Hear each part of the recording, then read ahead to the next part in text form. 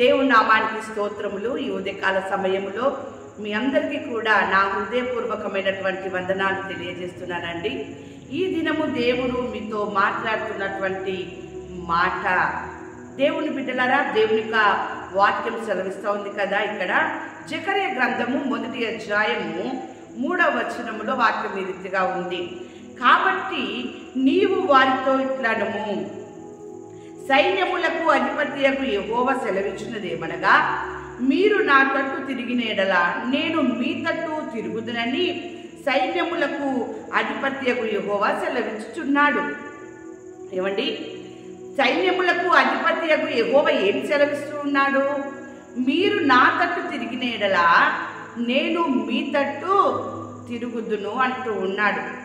ఏమండి, నా తట్టు తిరిగి నన్ను కరుణింపుము, నా తట్టు మరలి నాకు నెమ్మది కలగజేయమని నువ్వు ఎప్పుడైతే ఆయన తట్టు తిరిగి నువ్వు ప్రార్థన చేస్తావో, ఎందుకో తెలుసా, నువ్వు ఆపదలో ఉన్నావు. నువ్వు మొరపెడుతూ ఉన్నప్పుడు నీ ఆపదని ఆయన తీసివేస్తాడు. నువ్వు అక్కర్లో ఉన్నావు, అవసరతలో ఉన్నావు, ఇబ్బందిలో ఉన్నావు. నువ్వు ఎప్పుడైతే ఇలాంటి పరిస్థితుల్లో ఆయన వైపు తిరుగుతావో, ఆయన నీ వైపు తిరుగుతాడు. నీ మనవిని ఆయన ఆలకిస్తాడు. నీ ప్రార్థనని, నీ యొక్క మొరని ఆయన వింటాడు. విన్న దేవుడు నీ జీవితంలో గొప్ప కార్యం చేస్తాడు. దేవుని బిడ్డలారా, అటువంటి గొప్ప కార్యం జరగాలంటే నీవు ఆయన తట్టు తిరగాలి. ఆయన తట్టు తిరగకుండా మనుషులపైన నువ్వు నమ్మకం పెట్టుకొని మనుషులని ఆధారము చేసుకుంటే లాభము లేదు. మనుషుల వైపు తిరిగితే లాభం ఉండదు. నీ దేవుని వైపు తిరుగు, నీకు లాభము, నీకు నెమ్మది. దేవుని యొక్క వాక్యం కూడా సెలవిస్తూ ఉంది. కీర్తనలు 34వ అధ్యాయము 5వ వచనంలో, వారు ఆయన తట్టు చూడగా వారికి వెలుగు కలిగెను, వారి ముఖములు ఎన్నడూ లజ్జింపకపోవును. అవును దేవుని బిడ్డలారా, మనుషుని నమ్ముకున్నట్టు కంటే యెహోవాని ఆశ్రయించటం మేలు అని వాక్యం సెలవిస్తూ ఉంది. ఒక దినము ఒక మనిషి నా దగ్గరికి రా, పలానా టైంకి రా, నేను సహాయం చేస్తాను అంటాడు. ఆ టైంకి లేక ఆ దినమున నువ్వు వెళ్ళినప్పుడు, ఈ రోజు కాదు మరలా రేపు రా అనేటటువంటి మాటలు ఎన్నో మీరు విని ఉంటారు. కానీ నీ దేవుని వైపు నీవు తిరిగినట్లయితే, ఆయన తట్టు నీవు చూడగా, ఆయన తట్టు నువ్వు చూసినప్పుడు, ఆయన తట్టు నువ్వు తిరిగినప్పుడు నీ ముఖములో, నీ కుటుంబములో వెలుగు కలుగుతూ ఉంది. నీకున్న ఇబ్బందులు, నీకున్నటువంటి సమస్యలు, నీకున్నటువంటి కీడు, నీకున్నటువంటి కష్టములు, నీకున్నటువంటి బాధలు సమస్తము, నెమ్మది లేని స్థితిలో ఉన్న నీకు సమస్తము కూడా తొలగిపోయి ఆ చీకటంతా పోయి మీకు వెలుగు కలుగుతుంది. దేవుని బిడ్డలారా, ఆయన తట్టు మీరు తిరిగినప్పుడు, ఆయన వైపు మీరు చూచినప్పుడు మీకు వెలుగు కలుగుతుంది. మనుషుల తట్టు చూస్తే రేపు రా అని మరలా అంటారు. కానీ నీవు ఆయన తట్టు చూసినప్పుడు, ఆయన వైపు నువ్వు తిరిగినప్పుడు మాత్రము ఆయన నువ్వు రేపు రా అని అనడు. దేవుని బిడ్డలారా, నువ్వు ఎప్పుడైతే ఆయన వైపు తిరుగుతావో, ఆయన తట్టు నువ్వు చూస్తావో, వెంటనే నీకు, నీ కుటుంబానికి ఆయన చీకటి తీసివేసి వెలుగును ఆయన కలగజేస్తూ ఉన్నాడు. సంతోషాన్ని కలగజేస్తూ ఉన్నాడు. సమాధానమును కలగజేస్తూ ఉన్నాడు. నెమ్మదిని కలగజేస్తూ ఉన్నాడు. దేవుని బిడ్డలారా, ఇటువంటి స్థితిలో నీవు ఉండాలి అంటే నీవు ఆయన తట్టు చూడాలి. ఆయన వైపు నీ చేతులు ఎత్తాలి.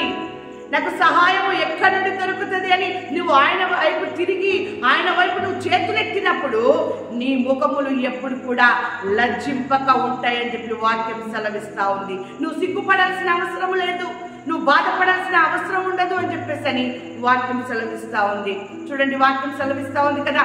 కీర్తనలు 51వ అధ్యాయము 13వ వచనములో, అప్పుడు అతిక్రమము చేయువారికి నీ త్రోవలను బోధించెదను, పాపులను నీ తట్టు తిరుగుదురు. భక్తుడు అంటూ ఉన్నాడు, అయ్యా నేను నీ వైపు తిరిగాను, అప్పుడు నీవు నా వైపు తిరిగావయ్యా, నాకు సహాయం చేశావు, నేను నీ తట్టు చూడగా నా ముఖములో, నా కుటుంబంలో వెలుగునిచ్చావయ్యా, నేనెన్నడూ కూడా సిగ్గుపడకుండా చేసి ఉన్నావయ్యా.